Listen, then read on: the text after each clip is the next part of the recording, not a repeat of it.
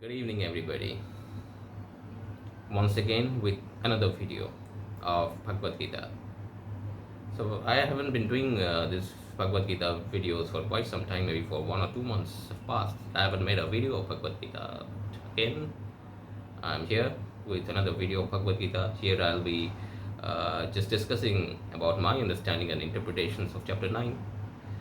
My understanding and interpretations will be different from others, so I'll just be giving my interpretations and understanding, and I don't claim it to be right or wrong, but it's just my feelings and understandings. Now, previously, I have dealt with chapter 2 to chapter 8, not 8, chapter 2 to chapter 7.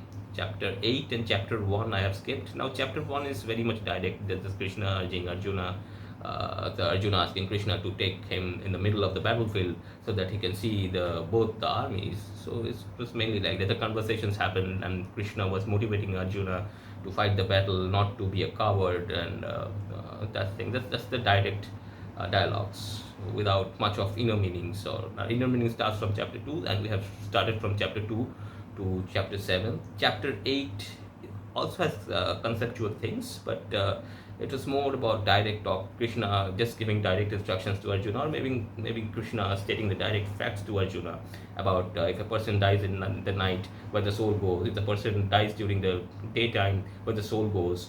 It's about direct instructions. So we can do this chapter later on. Maybe chapter 8 can be clubbed with some other chapter, or maybe chapter 8, chapter 1 can be clubbed together with some other chapters in future when we do another video on when we take up another chapter for discussion.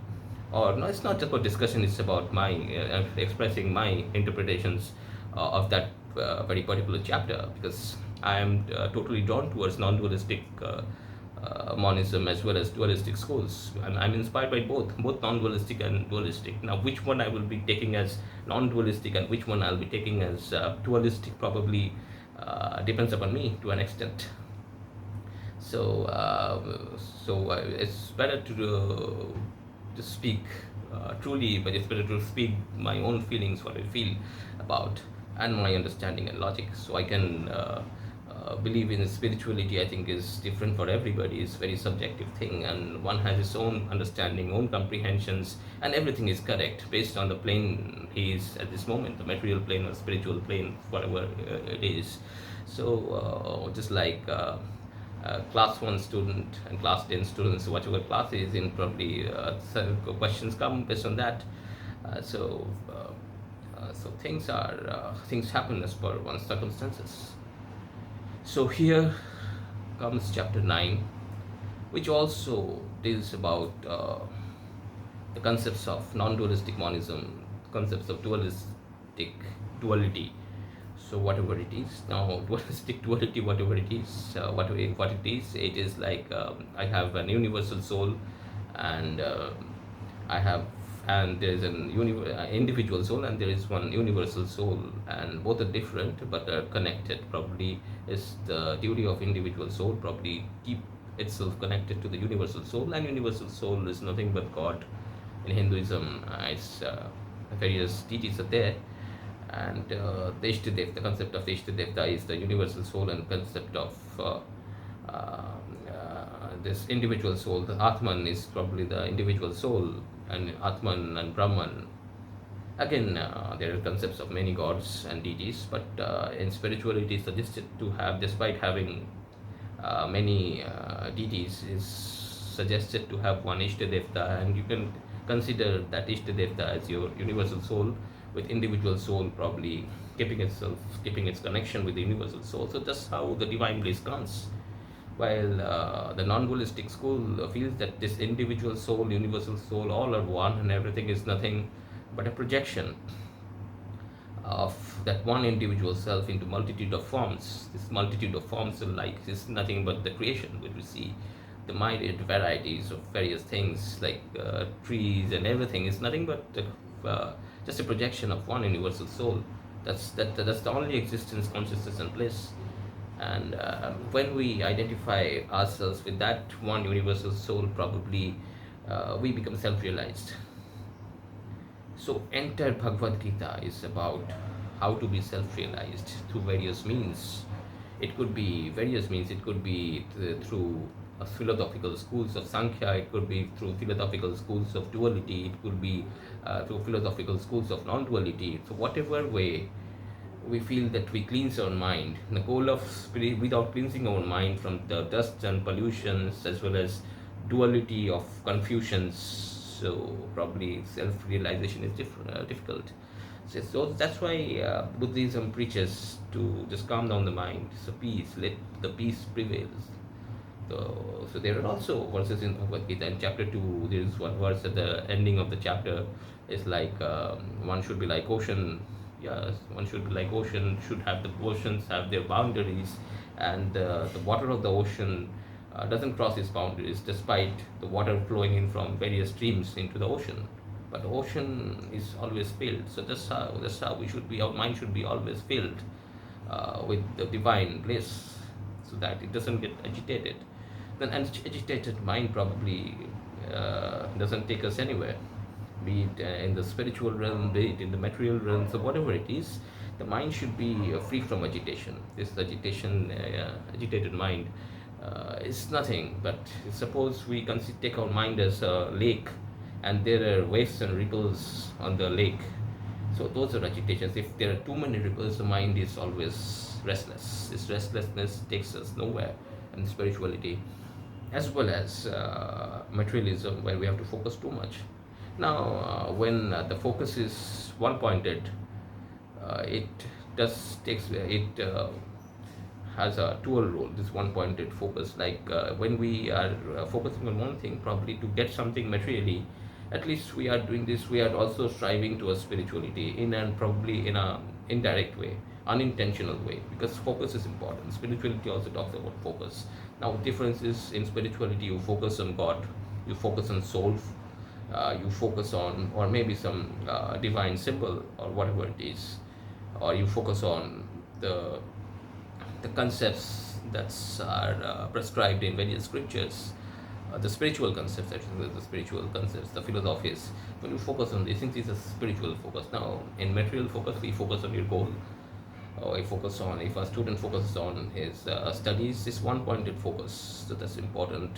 So even this lessons of life, takes us towards spirituality in an indirect way, which we don't realize. Probably we have goals, we have desires, but we have many desires, probably we have many fantasies, but do we get them all? So there are connections we build, or we build connections over lifetimes, but those connections probably give us happiness too.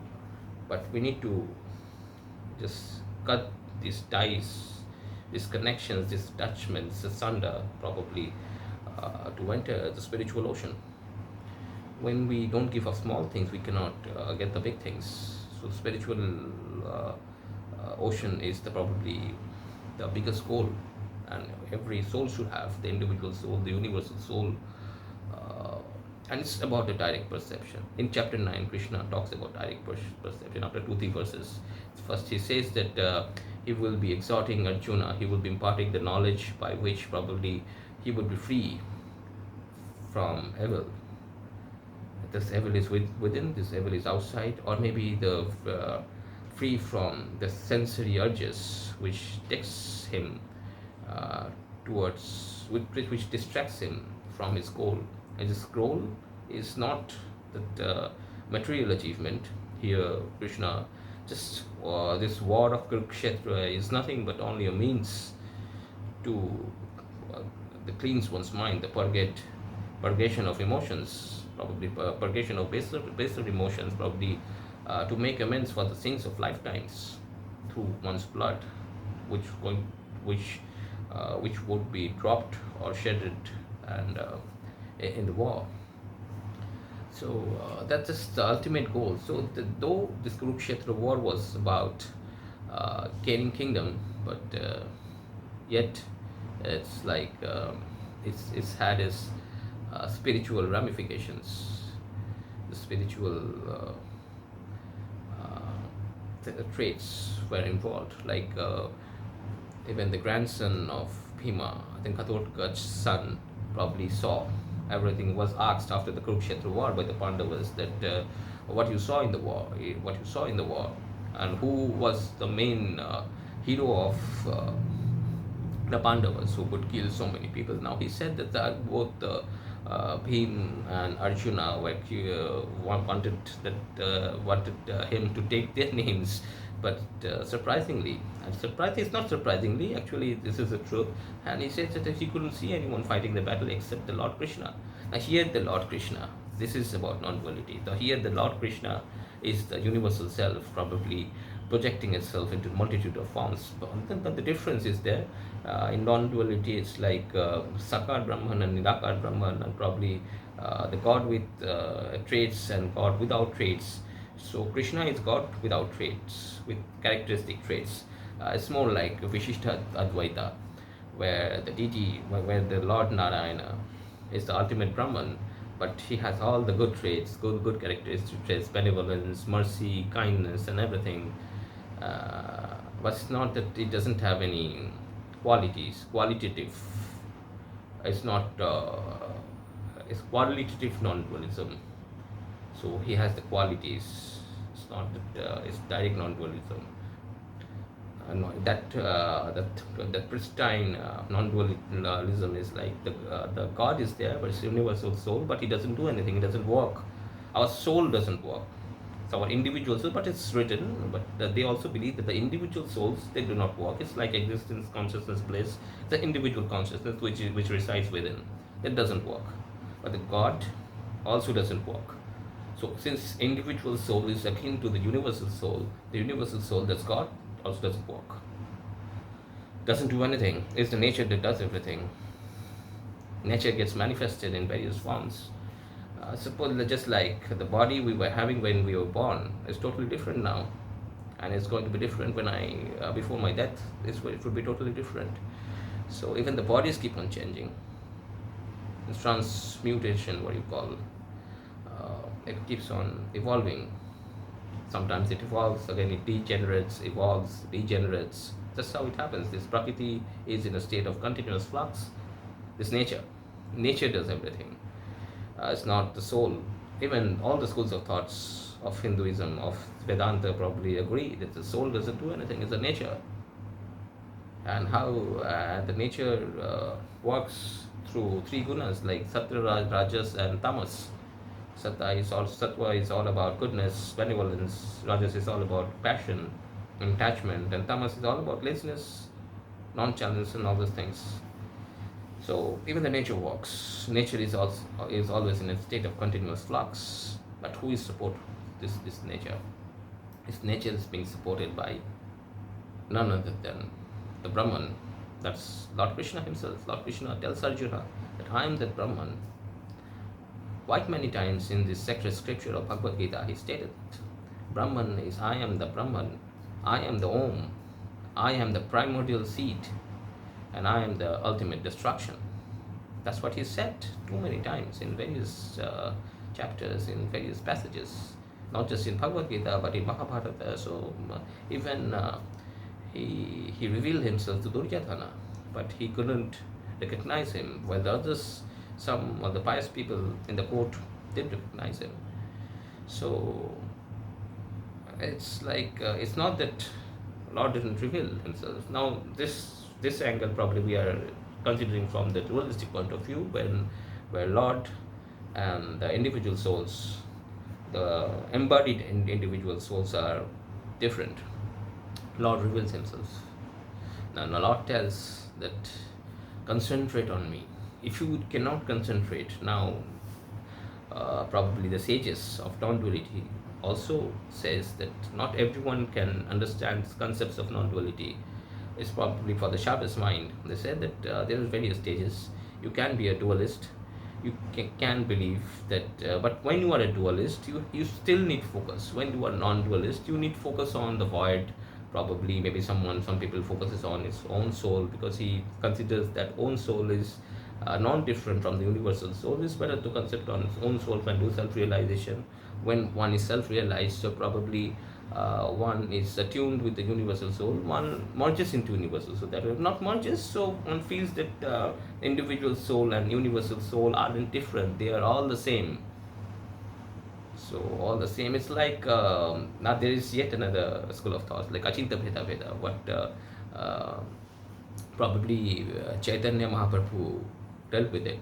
It's like how it says, it's like sun and the sunshine.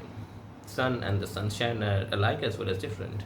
So individual soul and universal soul are alike and different. So how these are alike and different? Again, the quality. It's like sun and sunshine are qualitatively similar, but quantity sun is much bigger than sunshine. Yeah, so the quality of sun and sunshine are same, but quantity is different. Just like a wave and the sea and the ocean.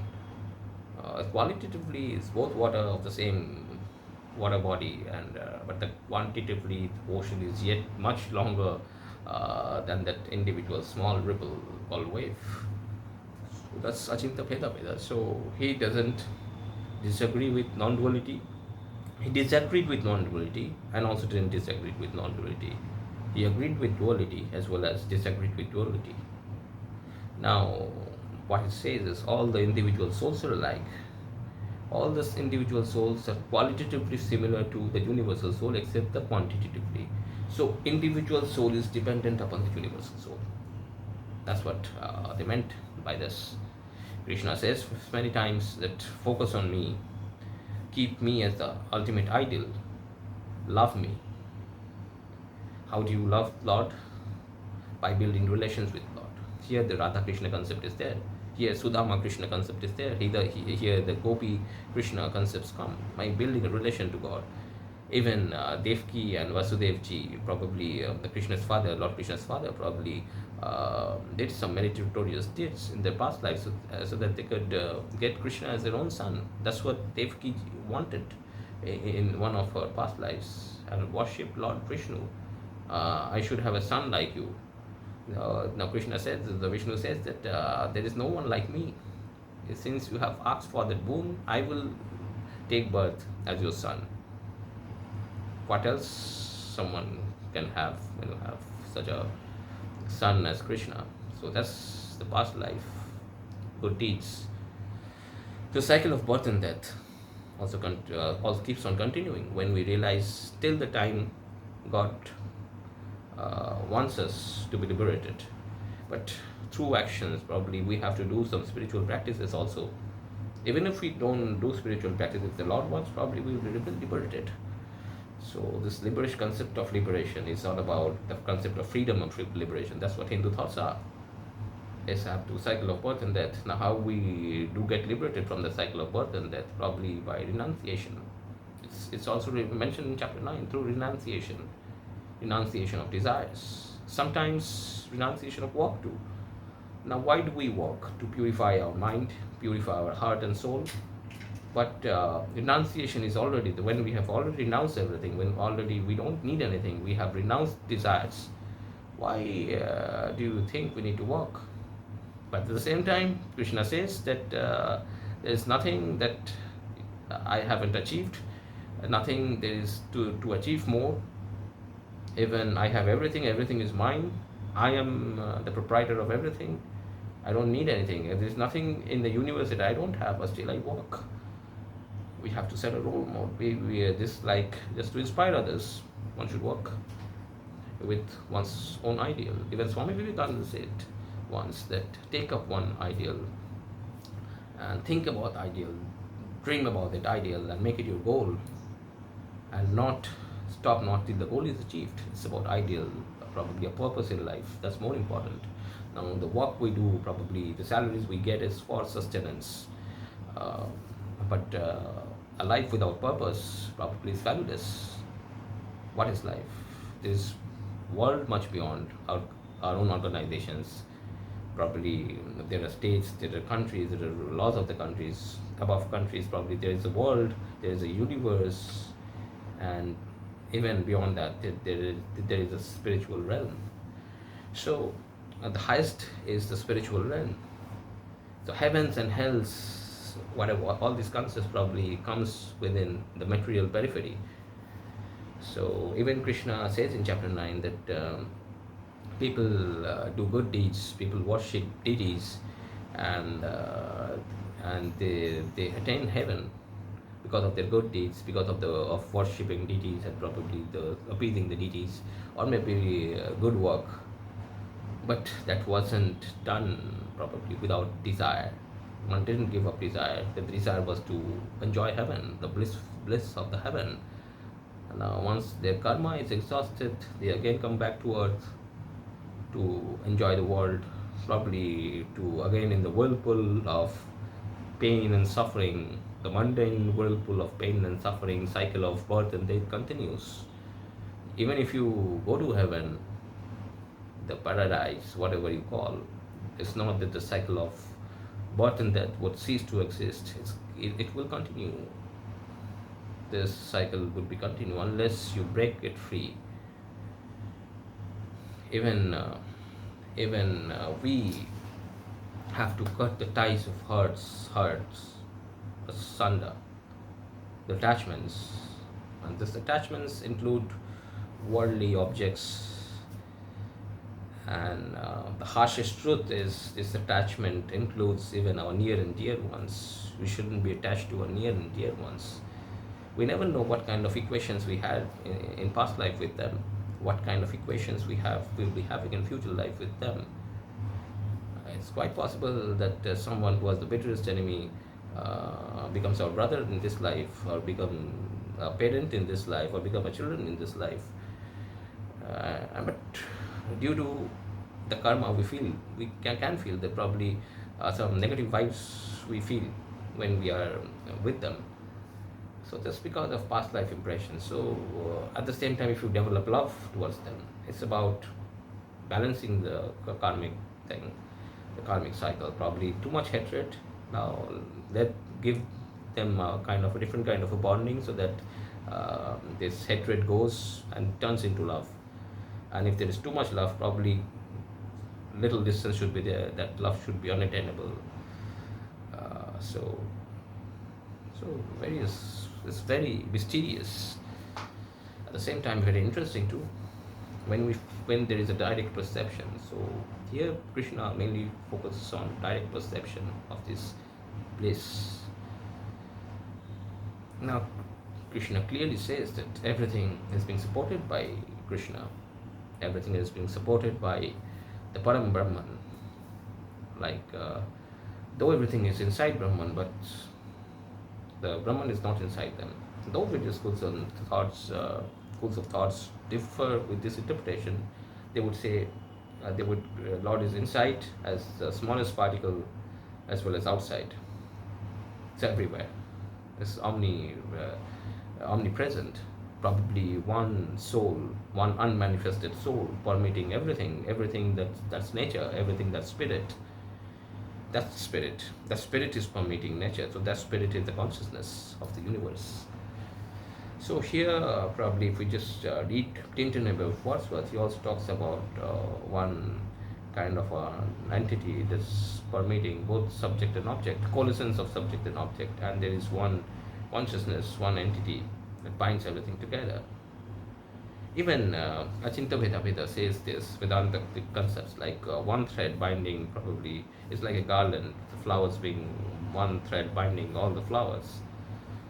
So God is the thread, but at the same time this thread has consciousness too. But in a garland, that thread doesn't have consciousness, but that consciousness binds. How are we living? Because we have the consciousness. What is this consciousness? This consciousness is the energy of Lord. So everything is energy of Lord. Whatever is non-material. So we have this material body. If the consciousness doesn't exist, how can we survive? Can AI manifest consciousness? That's not possible. Intelligence is different from consciousness. Intelligence develops with our experience of both pain and suffering, experiences of pain and suffering, bitter and sweet memories. It's like memory kind of things. But consciousness, even without consciousness, we cannot have experience. Can we have experience without consciousness? If there is no consciousness in the body, can that unconscious body have an experience? Cannot have. So consciousness. Sometimes consciousnesses are tied. If we are too intricately related to someone, probably emotionally, probably the consciousness also gets attached, and the emotions get attached to consciousness, and the soul feels that doesn't. But at the same time, this is also a kind of a delusionary act. It's like the soul is free from all kinds of contaminations. So whatever maybe the impurities around, it doesn't affect the soul. Soul means the infinite existence, consciousness and bliss. One should be self-realized all the time. Dualist would say one should be God realized all the time, focusing on Lord Krishna, thinking about Lord Krishna, the glories. Mind should be full of that divine thought and not any other thought. So we that way Lord also protects us. Sometimes we develop worldly relations, but at the same time we get frustrated with that worldly relation. Worldly partners can betray us, but Lord never betrays us, and they need just minimum. Worldly people have too much expectations. Lord's expectation is like, offer me one leaf, one flower, some water, with love.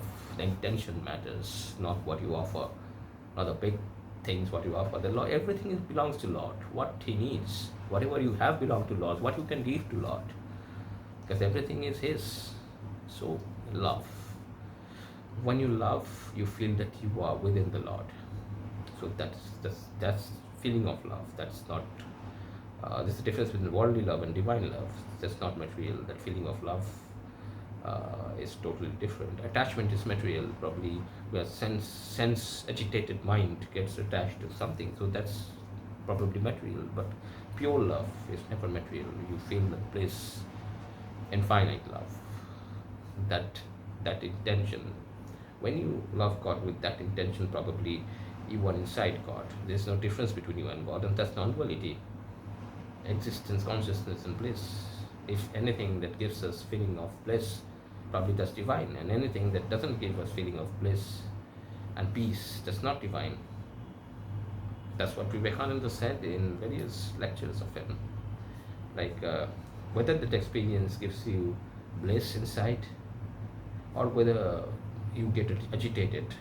When you get agitated, when you feel, when you think about the consequences of the actions, if the action is done just as a consecration to some higher ideal, where you have dedicated yourself, you are not afraid to lose anything, not even your body, not even your life.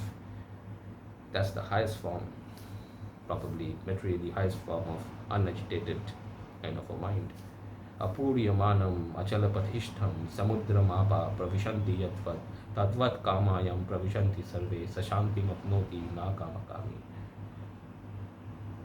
If I'm not wrong, probably it means that just like the ocean is being always filled with water from various streams, the ocean remains unagitated. It doesn't move.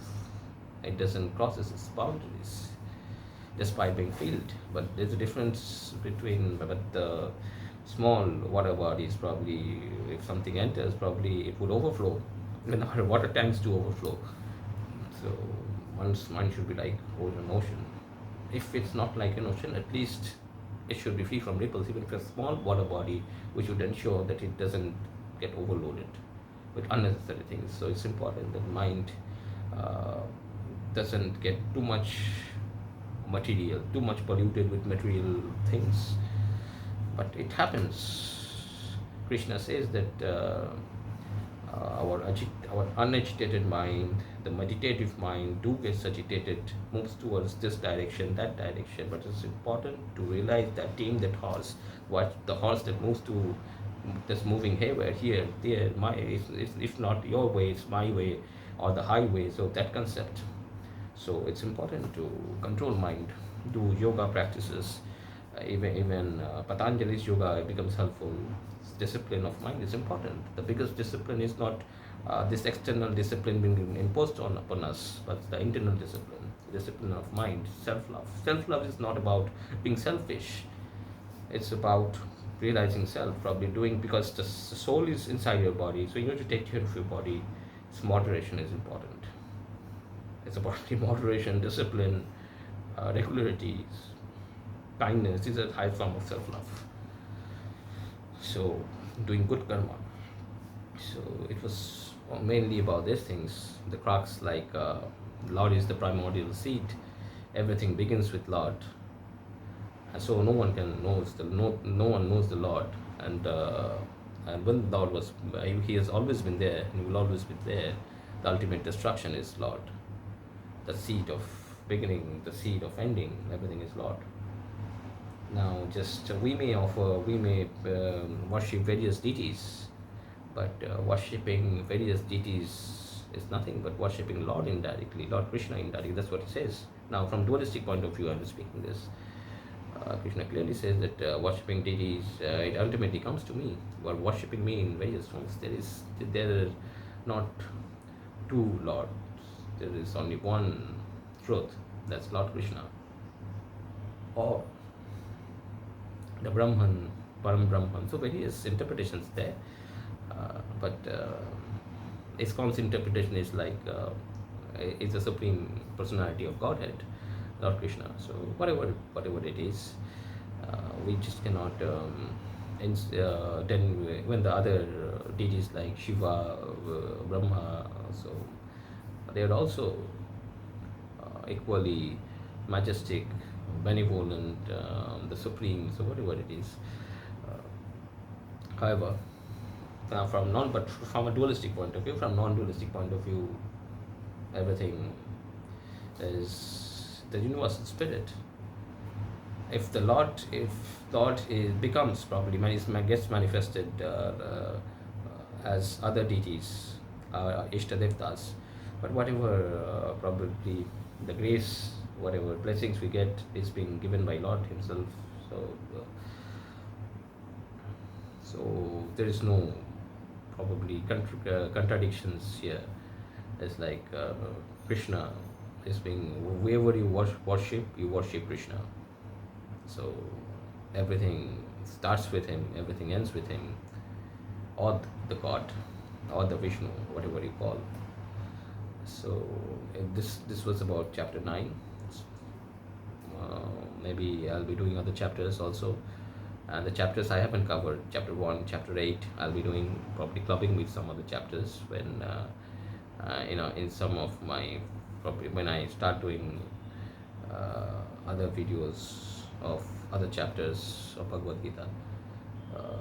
Thank you so much for patience hearing. I thought that I'll be speaking for 15-16 minutes, not 20 also. 15-16 minutes by already crossed 30 minutes. So it's a very lengthy explanation, lengthy probably expression of my. It's not explanation. It's not about lecturing anybody. It's about my expression, my understanding.